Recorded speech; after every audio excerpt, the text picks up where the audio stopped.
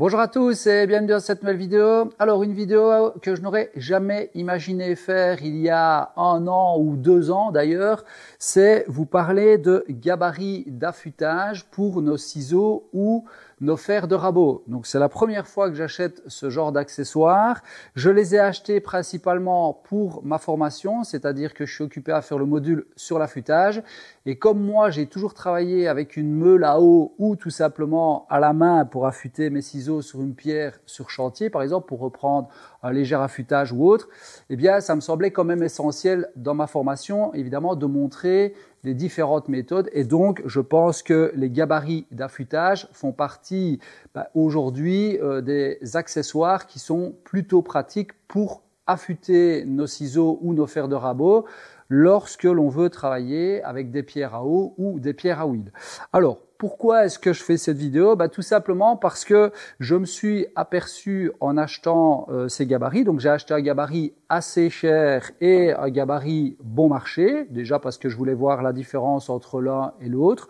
C'est pas flagrant, mis à part qu'ici, on va être plutôt sur de l'inox ou du laiton et ici, on est plutôt sur de l'acier. Donc, il faudra bien évidemment lubrifier celui-ci après chaque utilisation, surtout si on travaille sur des pierres à eau. Donc moi, je vous conseille même de l'utiliser sur des pierres à huile, celui-ci par exemple. Mais j'ai été étonné de m'apercevoir qu'on avait un abac fourni avec. Alors, qu'est-ce que je veux dire par abac? En fait, ça va nous permettre de déterminer la distance entre notre gabarit et le tranchant de notre ciseau pour déterminer l'angle souhaité. Donc, par exemple, vous voulez un angle de 20 degrés, par exemple, eh bien, vous allez devoir sortir votre ciseau d'une certaine distance et ça vous garantira d'avoir 20 degrés à chaque fois que vous allez réaffûter votre ciseau. Alors, je l'ai pour celui-ci et je l'ai pour celui-là. Donc, j'ai 2 distances qui sont données pour différents angles d'affûtage. Alors ça, chacun affûte ses ciseaux ou ses fers de rabot à l'angle qu'il souhaite. C'est pas l'objet de la vidéo. Mais ce que je trouvais intéressant à vous partager ici, c'est que de mon côté, j'ai fait un petit essai, c'est-à-dire que j'ai relevé les mesures qui étaient mentionnées ici sur la bac et j'ai vérifié si l'angle correspondait réellement à ce qui était mentionné. Alors, c'est pas tout à fait juste, donc de nouveau, en fonction de votre tolérance, vous allez vouloir peut-être venir à l'angle exact. Donc dans ce cas-là, moi c'est ce que j'ai fait, je travaille principalement avec 3 angles d'affûtage, 20, 25 et 30 degrés, et donc je me suis amusé avec mon rapporteur, je l'ai fixé ici sur le côté de mon établi, et je suis chaque fois venu aligner donc la planche de mon ciseau contre mon rapporteur à l'angle souhaité, et j'ai chaque fois donc noté la distance donc qui se situait entre le tranchant de mon ciseau et la base donc de mon gabarit. J'ai fait la même chose avec les fers de rabot.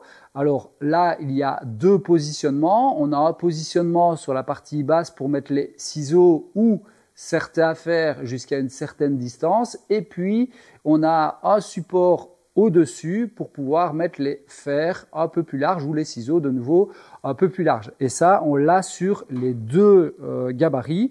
Donc, c'est un petit système de queue d'aronde que l'on vient donc bien positionner. Bien s'assurer que la planche soit contre le dessus des gabarits. Donc ça, c'est vraiment important. Sinon, ça va fausser l'angle souhaité. Donc, une fois que j'ai déterminé ces mesures, je me suis dit, je ne vais pas m'amuser à chaque fois à venir positionner mon ciseau et mesurer, etc. Donc, je me suis dit, je vais faire un gabarit que je réutiliserai à vie, on va dire, pour chaque fois venir aligner ma pointe de ciseaux. Alors, pour tout vous dire, j'en ai fait 3. Et donc, c'est un peu l'objet de la vidéo, c'est de vous montrer un petit peu mon cheminement jusqu'à mon dernier gabarit qui me semble vraiment être intéressant et que je vais conserver à vie. D'ailleurs, si vous avez fait ce genre de gabarit ou d'autres gabarits, n'hésitez pas à le mettre dans les commentaires, ça m'intéresse puisque, comme je vous dis, moi, c'est la première fois que je vais utiliser ce type de gabarit. Donc, finalement, je découvre et je vais me faciliter la tâche et peut-être que je me la suis compliquée et qu'il existe des systèmes beaucoup plus simples qui existent déjà. Donc, n'hésitez pas à le mettre dans les commentaires. Donc, premier gabarit que je me suis fait, c'est tout simplement un panneau d'aggloméré mélaminé blanc sur lequel je suis venu chaque fois faire un trait qui correspond à la mesure que j'ai relevée et à l'angle que je souhaite. Alors, je l'ai fait suffisamment large justement en me disant, je vais pouvoir venir aligner l'arête ou plutôt le tranchant de mon ciseau à la base de mon trait. Comme ça, je suis certain de ne pas être, s'il est trop fin, d'être un peu trop en avant, un peu trop en arrière, et puis c'était bon. Une fois que je l'ai fait, donc j'ai fait évidemment les angles sur la partie inférieure et supérieure, c'est-à-dire en fonction de où je vais positionner mon outil de coupe, donc soit sur l'entaille basse ou soit sur l'entaille haute. Et puis je me suis dit, bon, c'est vrai, c'est bien, mais ça risque quand même d'être pas précis. Puis je me suis dit, bah tiens, j'ai des chutes de plexiglas, ça pourrait être sympa de faire un système où j'ai une rainure qui correspond à un angle donné, une deuxième rainure qui correspond à un autre angle donné, et ainsi de suite, d'un côté et de l'autre. Et puis j'ai une petite pièce de plexiglas que je vais pouvoir venir encastrer, et donc je vais pouvoir venir en buter avec mon ciseau lorsque je l'aurai positionné dans l'entaille qui correspond donc à l'angle que je souhaite. Alors ça, je trouvais ça vraiment très sympa, vraiment. D'ailleurs, je vais le conserver, celui-ci, je l'ai fait uniquement pour les ciseaux, je l'ai pas fait pour l'autre côté. Donc, je me suis dit, tiens, ça, c'est super idée.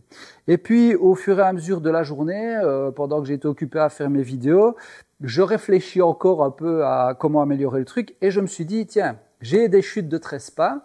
Donc c'est du stratifié massif, hein. Donc ça c'est un putrécif, je peux le mettre dans l'eau, etc. Puisqu'ici on travaille quand même pas mal avec de l'eau.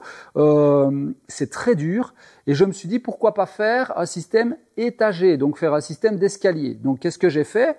Je me suis mis à la panoteuse, j'ai réglé ma hauteur de lame la plus basse possible et aller chercher l'entaille la plus loin. Puis j'ai remonté ma lame et ainsi de suite et reprendre tous les angles d'affûtage, aussi bien pour le support supérieur et pour le support inférieur de mon gabarit. Ça veut dire que là, maintenant, je vais pouvoir venir positionner le tranchant de mon ciseau sur l'arête souhaitée, peu importe la situation, et donc ça va aller très très vite.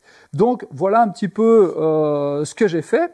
Celui-ci, je trouve qu'il est très sympa. En plus, bon, moi j'ai un graveur laser, donc ici je me suis pas encore amusé, mais je pourrais très bien maintenant au graveur laser mettre les angles qui correspondent à l'étage. Et maintenant, je vais pouvoir ranger tout ça avec mes pierres à eau. Et donc, j'ai mon petit gabarit à vie. Et chaque fois que je vais vouloir, en fait, réaffûter un ciseau à un angle donné, je n'ai qu'à venir en buter, en fait, contre un de ces escaliers. Donc, voilà un petit peu, finalement, ce que je voulais vous partager au travers de cette vidéo. J'avais vraiment pas l'idée de partager un jour ce type d'astuce ou de projet, puisque comme je vous dis, moi, j'ai toujours travaillé avec une meule à eau et mes pierres à eau, mais tout simplement manuellement. Donc, dites-moi ce que vous en pensez. Peut-être que ça existe, peut-être que quelqu'un a déjà créé ce type de système. Donc, n'hésitez pas à le mettre dans les commentaires. C'est toujours intéressant de savoir comment vous procéderiez. Et puis, peut-être, moi, finalement, changer mon système ou encore éventuellement l'améliorer. Ce que je trouvais sympa, c'est comme je dis, c'est que ici, je l'ai à vie, quoi, puisque c'est dur, ça ne pourrira pas, ça ne s'abîmera pas. Enfin, voilà. Donc, ça, je trouvais ça sympa. Alors évidemment, on peut le faire dans du contreplaqué ou dans du bois massif. Hein. Là, je vous conseille quand même de le faire dans du bois exotique dans ce cas-là. Mais là, ce que j'ai peur avec le bois, c'est qu'à un moment donné, on risque d'aller cogner contre et puis l'entaille ne sera plus bonne. Tandis qu'ici, c'est quasiment impossible en fait de le déformer.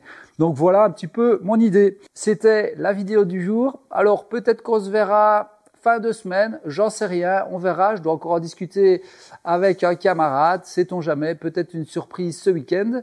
D'ici là, je vous souhaite à tous une bonne soirée ou une bonne journée en fonction de l'heure à laquelle vous avez regardé cette vidéo. Et je vous dis donc à bientôt pour de nouvelles aventures. Salut, salut!